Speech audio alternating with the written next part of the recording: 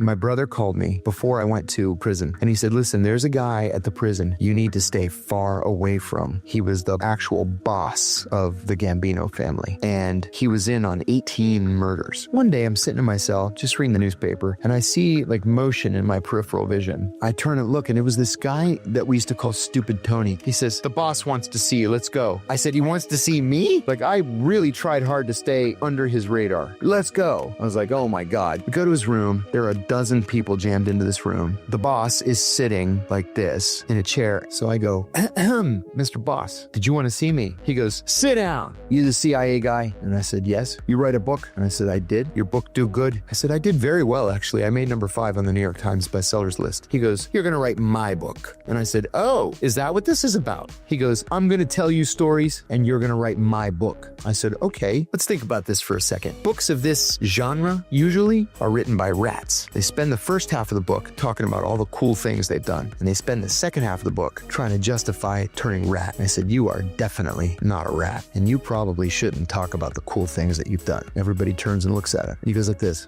Hadn't thought of that. Never mind. But then I was invited to every Italian dinner, every party, every event. I'm sitting at the table with them. We're exercising in the yard together. And once word got around, the CIA guys with the Italians, it was hands off. And I'll tell you one other thing about that. They say you don't go to prison to make friends. I made lifelong, lasting friends with these Italians. I just had dinner with 2 of them a week ago. These were truly great guys to whom honor really means something.